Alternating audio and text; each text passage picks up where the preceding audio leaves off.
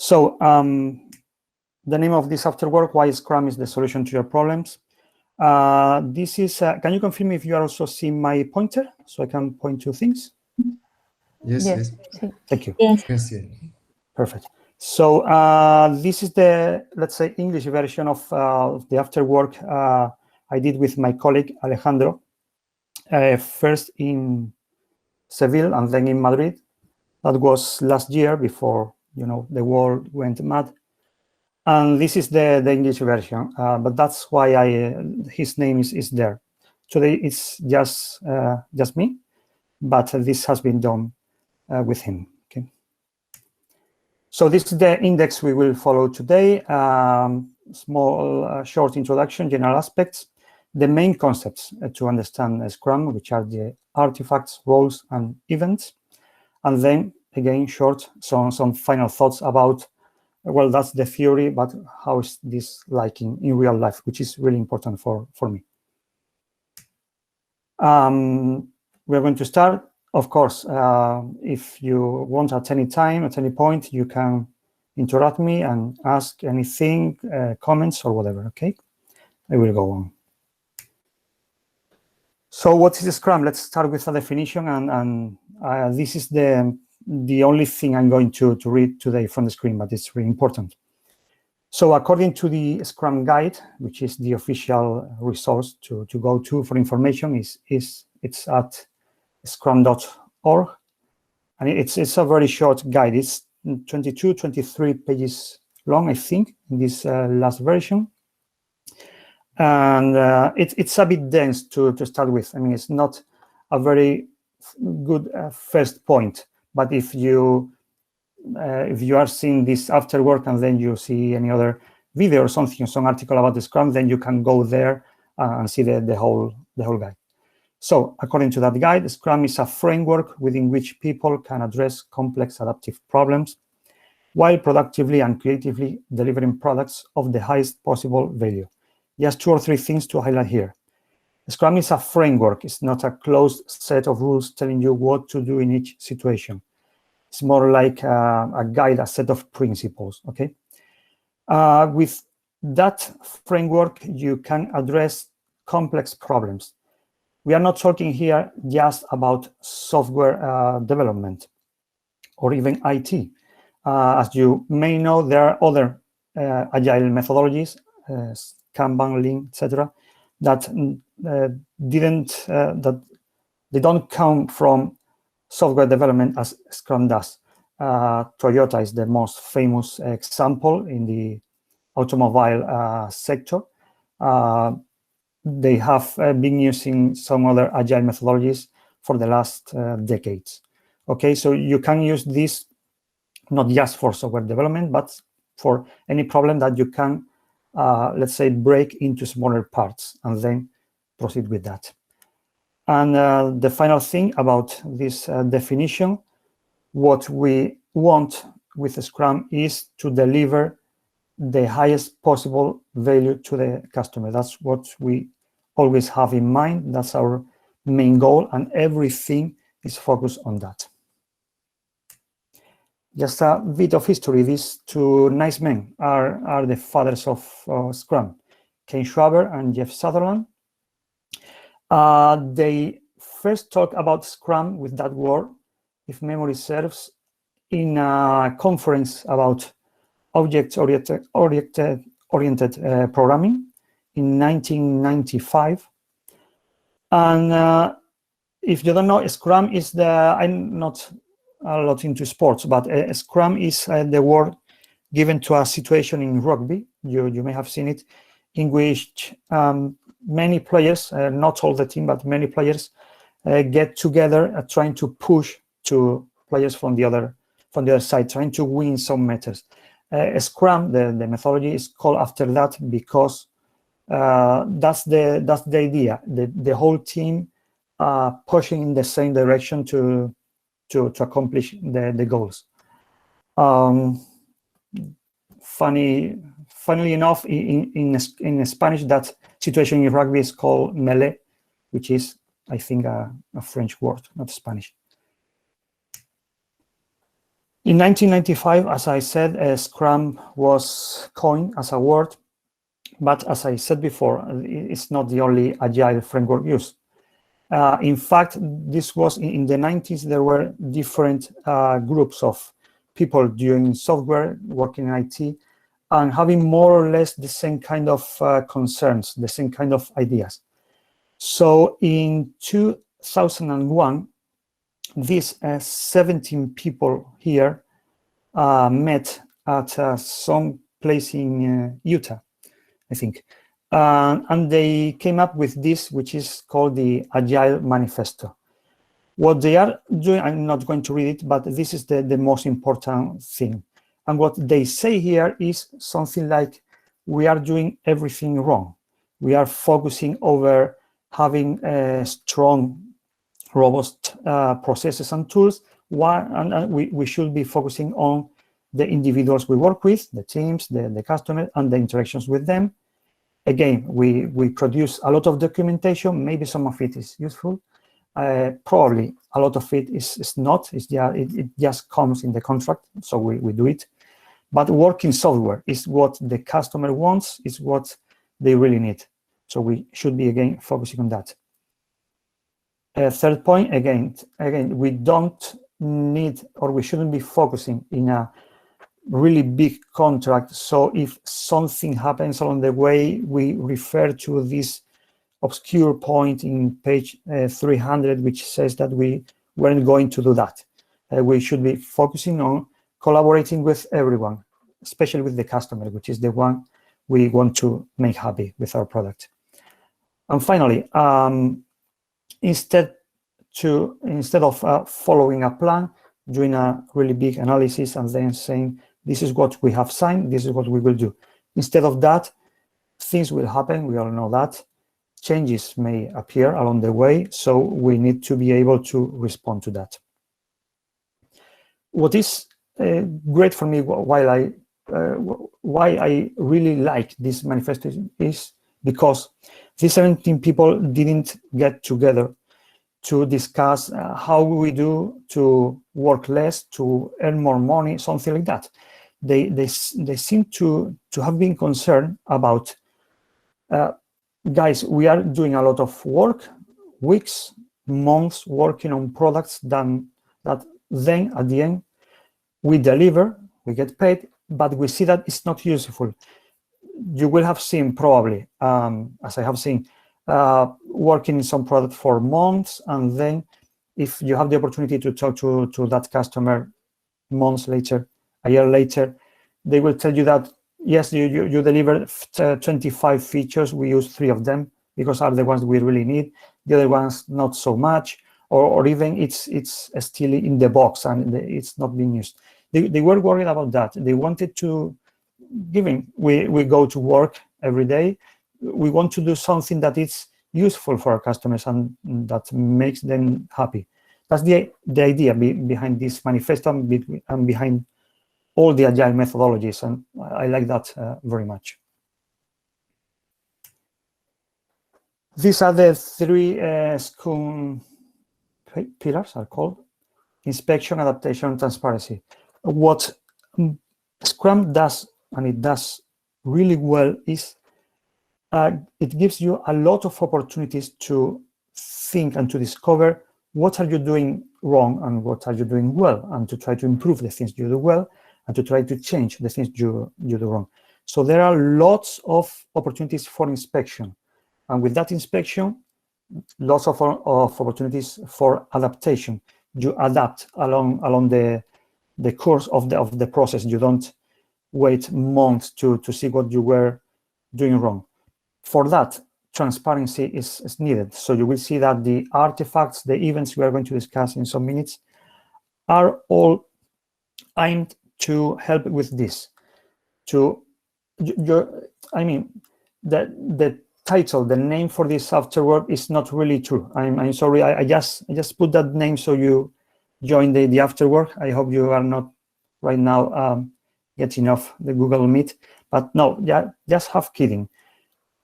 Scrum is not the solution to your problems, but Scrum is very good at taking your real problems, putting them in front of your face and doing that as soon as possible. So it's a really, really good first step for you to solve the real problems that you are going to have on a daily basis in real projects.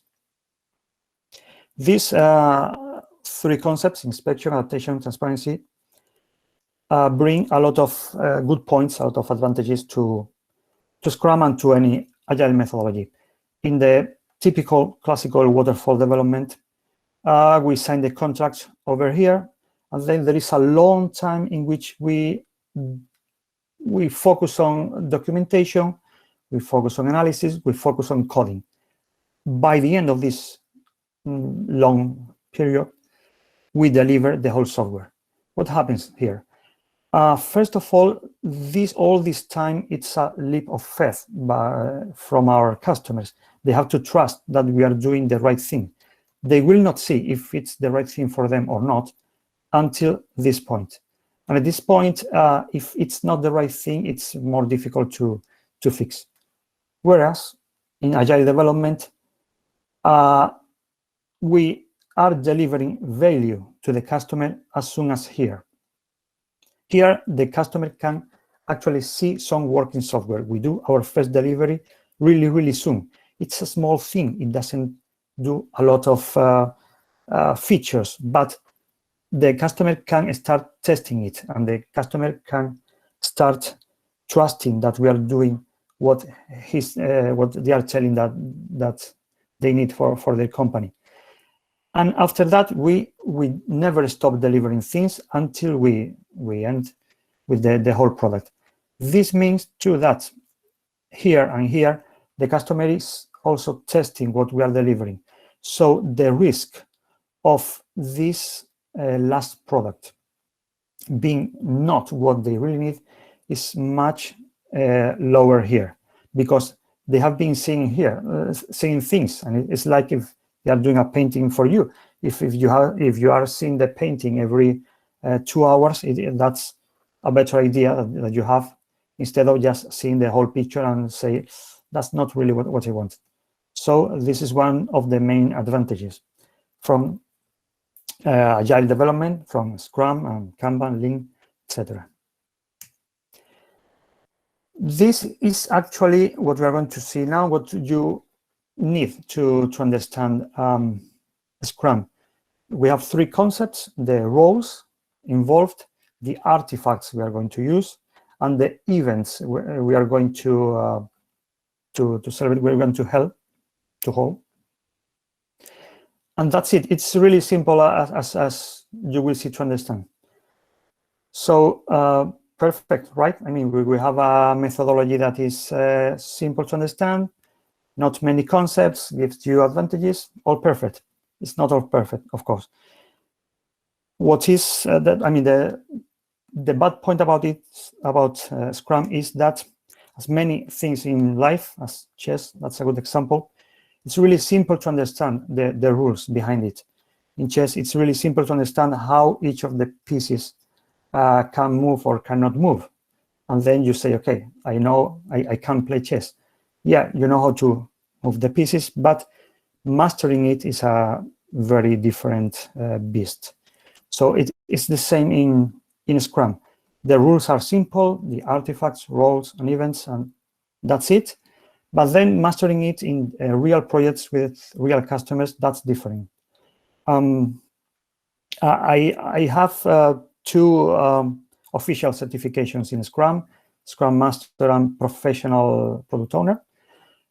It was interesting to do. I learned things, but I consider myself that almost nothing compared to the real experience for years, because that's when you really learn working with real people, with a real team, and with real customers. Okay, so I really hope you like Scrum from today on, and I really hope you learn more, and that you are able to use it in real life, because that's when you actually learn a lot. That's the introduction. So we can now start with the next point. If you don't have any question, remember, you don't have to wait. You can interrupt me at any point. Nothing. Okay. So artifacts, roles, and events. There is no perfect order to explain this. As soon as I start talking about artifacts, I will talk a bit about the other two, but I think this order more like works with exception. Okay, these are the artifacts we are going to see. Product backlog, sprint backlog, increment. These are the official Scrum artifacts. There are other two ones that we are going to just mention because they are really useful, although they don't come in the Scrum guide. So as I say, to start talking about artifacts, I'm going to first talk about one of the events, which is the sprint, because a sprint is the core, is the heart of everything that happens in Scrum. A sprint is a period of time. One sprint can be from 1 week to 4 weeks long, okay? And everything happens within one sprint. So when you start working on your product, you start on the first day of sprint 1. And as a team, you choose if you're going to have 1, 2, 3, or 4 weeks for your sprints. You should stick to that time. Then we'll talk about that later. So let's say you choose 2 weeks sprints. You start with day 1 from sprint 1, and then you do the 2 weeks for the sprint, and you are now in the last day of sprint 1. Next day is the first day of sprint 2. There's no dead or empty days in the middle. Okay, it's said that it's not a bad idea to start if you are a team new to Scrum. You are not mature in this framework. It's a good idea to start with long sprints. I've never worked with 4-week sprints. I've never worked with 1-week sprints. Yes, with 2 and 3. It's a good idea, I think, to start with 3 or 4 for the first project or projects in Scrum. It's also said that as your confidence grow as a team, the idea is to start doing sprints that are shorter, because the speed is and the demands of shorter sprints is very good for the projects, for the products. That's it. That's, as I say, if you now have the confidence to do that. I've never worked with 1-week sprints. They say, I don't know if it's an urban legend, they say that big companies as Google and such in their internal developments work with 1-week sprints. That's for really huge projects, I will say. That's for very mature Scrum or Agile teams, and that's in a very demanding environment in which you need to put things into production constantly. You can't really wait 2 weeks for have things into production. That said, let's go into the artifacts. First thing is the product backlog. When the customer comes to us as a company, they have a set of requirements. Those requirements are the starting point for the product backlog. The product backlog is a list of items that are very usually user stories. They're called like that, but you can call it anything you want. The product backlog is a list of items that are ordered. So you take all the requirements from the customer and you break that into smaller pieces that you can handle with more ease. And you order them because the team is going to start from the top. This is what the customer wants to see first, because it's what will give them more value than what comes after that. This is something done by the product owner. It's a role that we will see later. Right now, you just need to know that the requirements go into the product backlog, which is another definition of the product backlog is everything that is left until we finish and complete this project. So the product backlog will be going down. You will have less and less items in the product backlog as you progress doing things in your sprints. you will see that these items, these posits, have red letters. This is because you need to know at least a rough estimate of how big these cards are, how big these items are. They don't need to be all the same size. So it's useful for that to have what they call the t-shirt sizes. So you have a small, medium, large, and extra large. This means that the first two ones are more or less the same size, more or less the same complexity. Doing the first and doing the second should take the team more or less the same amount of time, the same complexity. Whereas this one, the third, medium, this means this is bigger than the first two. Okay, this is just a rough estimate, so you start having some idea of the complexity, the size of your product backlog. That's the first artifact. And then, as I say, everything happens within one sprint. So for each sprint, the team takes the top 3, top 5, top 10, the top items from the product backlog. And basing the decision in these sizes, they say, okay, we think for one sprint, we are going to be able to complete these 4 items. This is the sprint backlog, which is the portion of the product backlog that you think, that the team thinks they are going to try to accomplish in one sprint. If this is not done, if the 4th one is not done, then no one dies because of that. This is an estimation, and when you start, your estimations are not going to be good. You think you are going to do this, you may end up doing half of it or twice this thing. If you are in the middle of a sprint and you have, as a team, completed all the sprint backlog, no problem. You have the product backlog ordered, so you start taking things from the product backlog into the sprint. If you just complete 3 items in the sprint, the 4th one is the most priority item for the next sprint, for the second sprint or whatever. Okay, that's done at the beginning of each sprint. Now that we have what we are going to try to accomplish in this sprint, the team again breaks this into tasks. These tasks are the ones that actually are going to be taken by the developers and then worked on until they are done.